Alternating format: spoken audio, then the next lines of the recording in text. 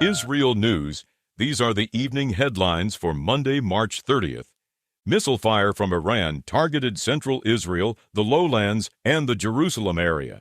Sirens sounded across multiple regions after early warning alerts, with residents near Jerusalem reporting powerful explosions.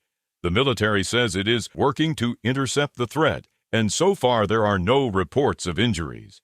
New reporting suggests a possible shift in U.S. strategy.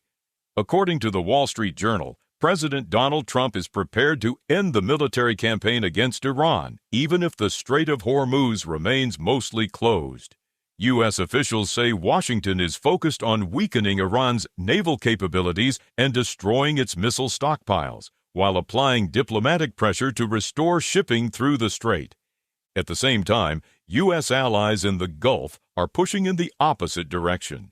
Reports indicate that Saudi Arabia, the United Arab Emirates, Kuwait, and Bahrain are urging the United States to continue the war, arguing that Iran has not been weakened enough and that there is a rare opportunity to force major change in Tehran.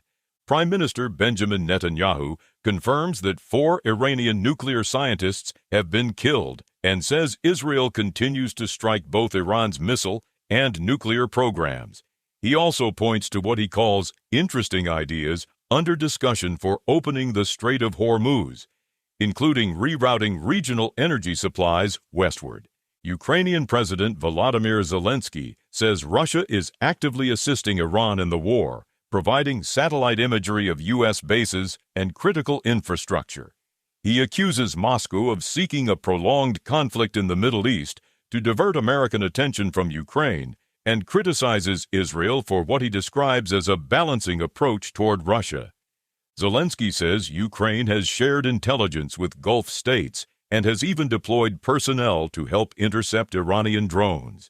He adds that while some regional leaders expect a prolonged war, others are pushing for a diplomatic solution.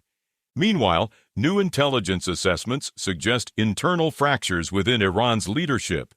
According to a report, officials in Tehran are struggling to coordinate responses and avoid detection, limiting their ability to make decisions and communicate effectively. Satellite images are also revealing damage from recent strikes. A key Iranian uranium processing facility in Yazd appears to have sustained major destruction, including the loss of its main processing building. In Yemen, European officials say Iran may be pressuring Houthi forces to renew attacks on shipping in the Red Sea, raising concerns about a broader regional escalation. In the United States, the FBI says a recent attack on a synagogue in Michigan was an act of terrorism influenced by Hezbollah and intended to target the Jewish community. The suspect, a U.S. citizen of Lebanese origin, drove into the building and opened fire before dying at the scene. And in Israel, lawmakers approve a controversial bill introducing the death penalty for terrorists. The measure passes in a 62-48 vote and is expected to face legal challenges. Those are the latest headlines from IsReal News.